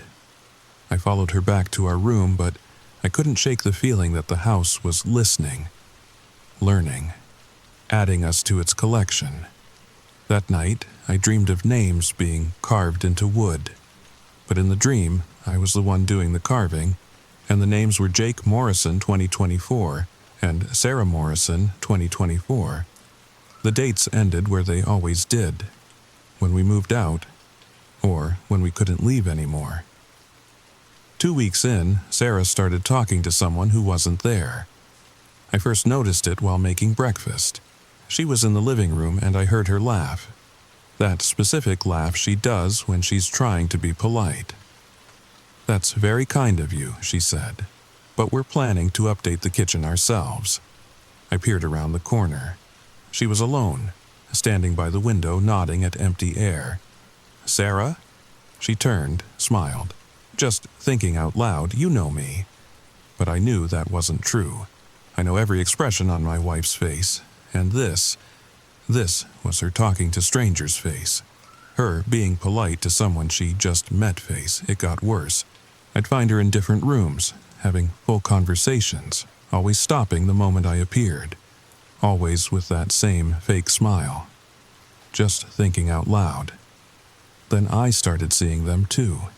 The first time was in the basement. I was checking the water heater when a man walked past the doorway. Tall, wearing suspenders and a white shirt. He glanced at me, tipped his hat, and kept walking. My brain took 3 full seconds to process that no one else was supposed to be in our house. I ran after him, but the basement was empty, just our boxes and the ancient furnace growling in the corner. But I could smell him, old tobacco and wood shavings, like my grandfather's workshop. After that, they weren't subtle anymore. The woman by the fireplace became a regular sight, always humming, always swaying. Sometimes I'd see a bundle in her arms, sometimes empty air that she cradled like it held something precious. A little boy, maybe 6 or 7, who ran through the halls at night. His footsteps echoing long after he vanished around corners. An elderly woman who sat in the kitchen, moving her hands like she was knitting with invisible needles. And they all wanted to talk. Not with words at first, but I'd feel their presence pressing against the edges of my mind, like when someone stands too close in an elevator. That uncomfortable awareness that makes you want to step back. Except, I couldn't step back. This was our house. "We need to leave," I told Sarah one morning. She was making coffee, humming the same tune I'd heard from the woman by the fireplace. "Leave? We just got here." "Something's wrong with this house." She turned to face me, and for just a moment her eyes looked older, like someone else was looking out through them. "The house is perfect, Jake. It just takes time to adjust. You're seeing them too, I know you are." "Seeing who?" "The previous residents, the ones who died here." She laughed, but it wasn't her laugh. It was older, sadder. "Oh, Jake, they didn't all die here." My blood went cold. "What do you mean?" "Some of them just stayed. The house needed them, so they stayed. And now," she smiled, and it was Sarah's smile again, bright and warm. "Now, it needs us too." I grabbed her shoulders. "Sarah, listen to me. This isn't you talking. We need to leave. Today." "I made friends with Margaret," she said, like I hadn't spoken. "She's teaching me to embroider. Did you know I've always wanted to learn embroidery?" She hadn't. Sarah hated crafts, called them productivity theater for people with too much time. "We're leaving," I said firmly. "I'll call a moving company." But when I reached for my phone, it wasn't in my pocket. I found it later in the spare room, sitting on top of those carved names. The screen was cracked, and when I tried to turn it on, it just showed static. From the walls I heard whispers. Not threatening, almost sympathetic. "He'll understand soon. They always do. The house needs a complete family." That night I packed a bag, just essentials. Enough to get us to a hotel while I figured out what to do. Sarah was in the bedroom, humming that damned lullaby and brushing her hair with long, careful strokes, like someone else was guiding her hands. "We're going," I said. "I'm tired, Jake. Let's talk in the morning."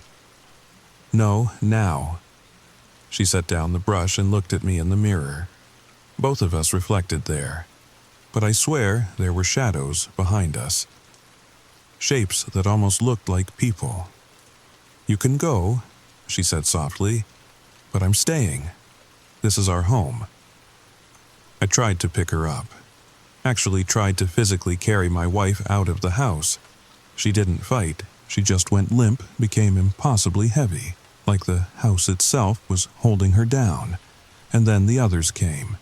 They filled the doorway, transparent but distinct, Men, women, children, all the names from the floor, all the families who'd lived and died and stayed in this house. Margaret Sullivan stepped forward, still cradling her invisible baby. "Your wife understands," she said, her voice like wind through empty rooms. "The house chose you, both of you. It's been so long since we had a proper family." "We're not staying," I said. "The Parks said that too," piped up the little boy. Michael Chen, I realized. Forever 6 years old. But the house explained things. It always does. "Explained what?" Margaret smiled sadly. "That it's alive. That it's been alive since James built it with his own hands, pouring his love and grief into every board, every nail. His pain woke something in the wood, and now it needs us. Needs our memories, our presence. We're not trapped, Mr. Morrison. We're preserved. Like flies in amber," said another voice. David Park, standing at the back of the crowd, his wife and daughter beside him. They looked exhausted. "It's not so bad," Jennifer Park added quickly. "Once you stop fighting." I backed against the window. "Sarah, please. Fight this. Remember who you are." My wife stood slowly, turned to face me. Her movements were graceful, old-fashioned. Not her at all. "I remember everything," she said. "That's the point. The house remembers everything. Every moment, every feeling. Happy times and sad. All of it, kept safe forever. That's not living. Neither is forgetting," Margaret said. "How many people remember James now? Or my baby who never got a name? But the house remembers. We remember."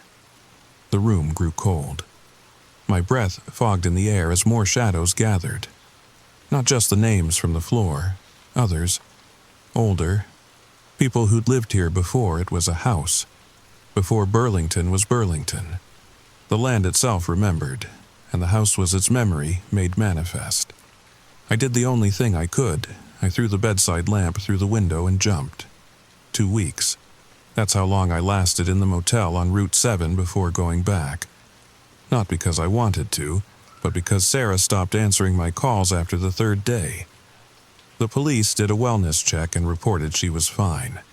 "Seemed happy," the officer told me. "Said you two were having some marital issues." I knew better. The house looked different when I pulled up.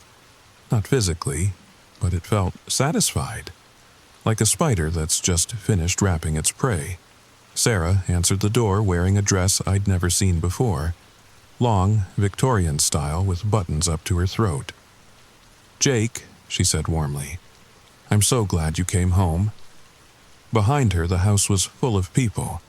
Not ghosts anymore. They looked solid, real.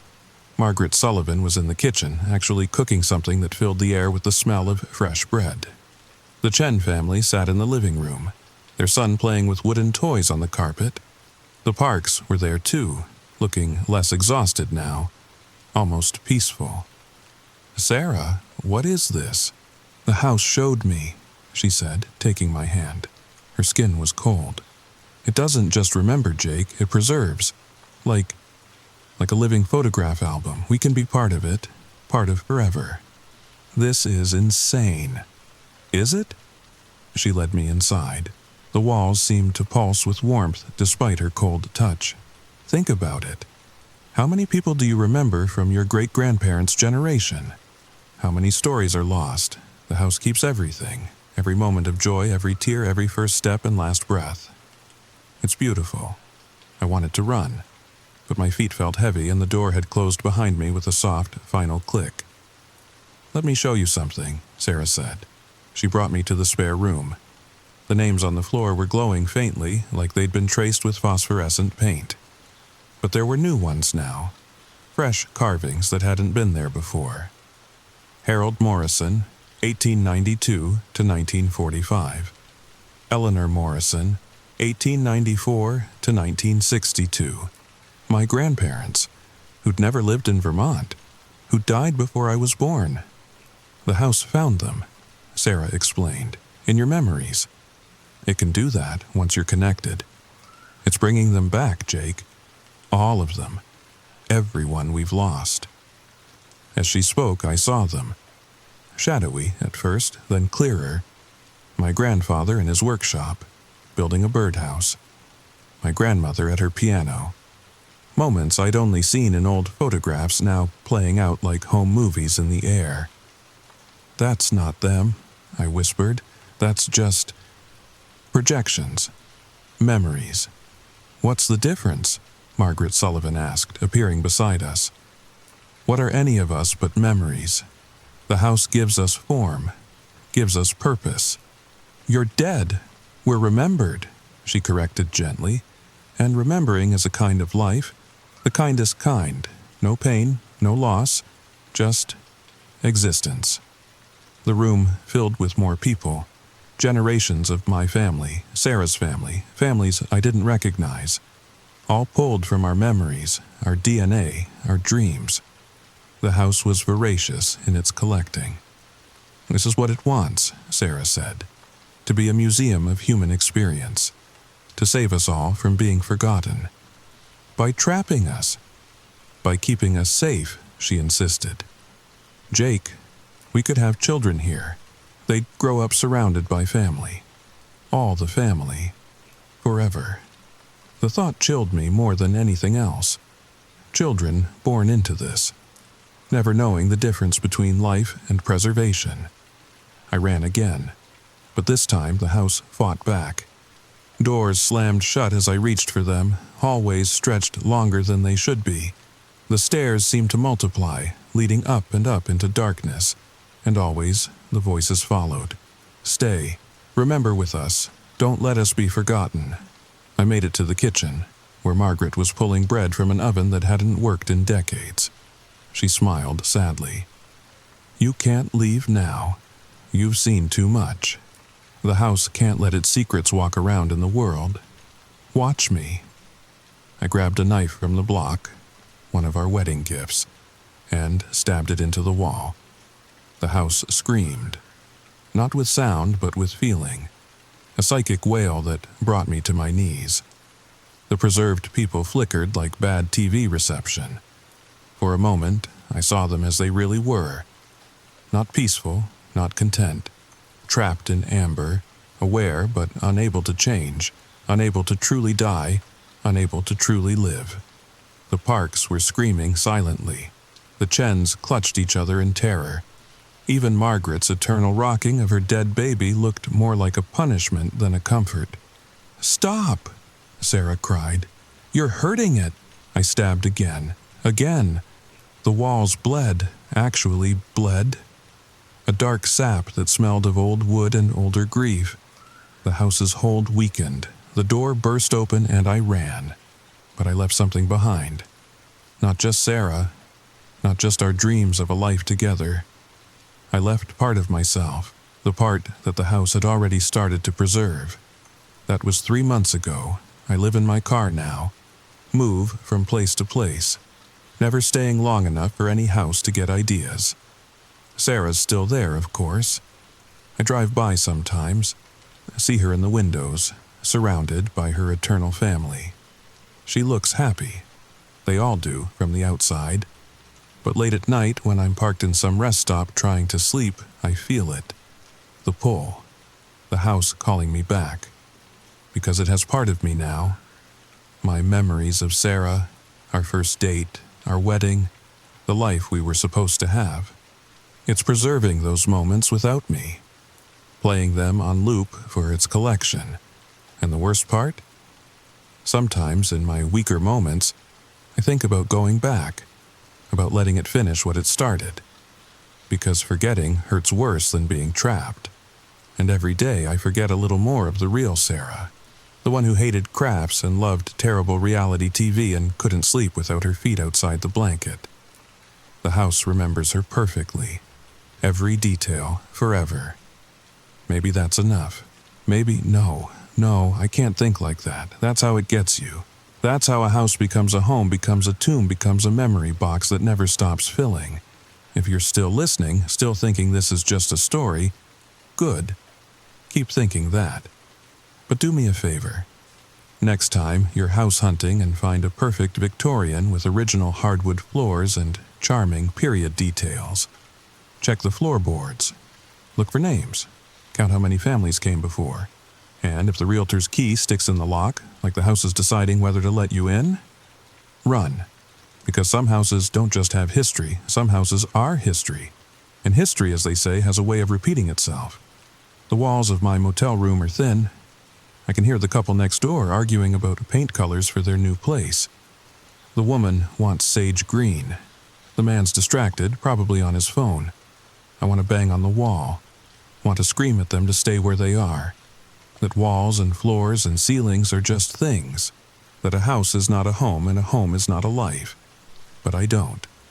Because somewhere in Burlington, in a Victorian on Maple Street, Sarah is teaching Margaret Sullivan to use a smartphone. The Chen boy is playing video games with the Park daughter. My grandfather is building digital birdhouses that will never decay. The house remembers everything. And forgetting is the only freedom I have left. Even if it's killing me one memory at a time. Sweet dreams. Tell me, does your house remember you, or do you remember it? And which is worse? Comment below if you've ever felt like your home was watching you. Listening, learning. I read every comment, when I can stay still long enough. And if you know anyone house hunting in Burlington, share this, please. Now, sleep. Or at least, try to. It's quiet now, too quiet, but not empty. That feeling crawling up your spine, that weight pressing on your chest, that's not your imagination. You're not alone. There's something behind the curtain. You haven't looked, not because you forgot, but because you're afraid to know. You heard the whisper, software wet, wrong. Like breath dragged across broken glass. But you told yourself it was the wind, didn't you? That lie made you feel safe. Temporarily. Let me ask you, does the wind whisper your name? Does the wind tap lightly, again and again, from the same spot, behind the curtain, every night? Does the wind leave scratches on your window that weren't there this morning? Thin, sharp, like claws, like warnings. You don't remember opening the window. You never open the window. But it's unlocked now. You could check, you could stand up, you could walk over and pull the curtain back. But you won't, because you know. You know what's waiting, not because you've seen it, but because you felt it. In the quiet, in the dark. Every time you close your eyes, every time you wake up and your blanket is just slightly moved. Your door slightly cracked. You try to explain it. Your mind wants to explain it. But that whisper, that sound that only comes when you're alone, when everything is still, when the night is at its deepest, that's not a dream, that's a presence. It doesn't want your fear, it wants your attention. It feeds on the moment you doubt yourself. The second you wonder if you heard something, the instant your heart rate rises. That's when it leans closer. It's been patient, watching, learning you like prey. You ever notice it never shows up when the lights are on, when someone's in the room? It waits for the ritual, the brushing of your teeth, the turning off of lights, the last look at your phone, the deep breath just before sleep. That's when it wakes up. That's when it stirs behind the curtain. Sometimes it watches you all night. Sometimes it moves. A shift in the shadow. A faint creak on the floorboards. The sound of fabric sliding over skin. And when you don't check, when you ignore it, that's when it comes closer. Not fast, not loud, just closer. You might feel a cold spot on the bed. You might feel breath on your neck. You might hear a whisper in your ear that sounds almost like your voice. It copies, it mimics, it blends, not to confuse you, to prepare you, because soon it won't need the curtain, it won't need shadows, it will sit beside you, stand behind you, speak through you. You won't even know when it happens. You'll wake up, look in the mirror, and something will be off. Your eyes won't blink quite right, your smile will linger too long. Your reflection will move just a little after you do. And the people around you? They'll say you seem different. Not worse, just not you. But tonight you're still you. Still in control, for now. You could still check. You could still confront it. Pull the curtain back, face it, but deep down, you've already made your choice. You won't. Because you'd rather lie still, let your eyes drift shut, and hope sleep comes quickly. And it will. But what you wake up as might not be the same. Now, if you've made it this far, congratulations. You're not just a viewer, you're part of something bigger. Something that watches with you, that sits beside you as you watch, as you listen, as you wait. Because this story doesn't end when the screen fades to black. It follows you into the next room, into your dreams, into your reflection.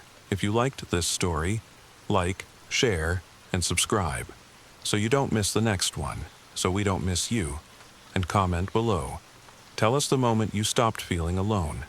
We're watching, we're listening, and we read everything. Now, go ahead, gain the courage to check the dark corners before you sleep. Turn off the lights, close your eyes, sleep well, if you can.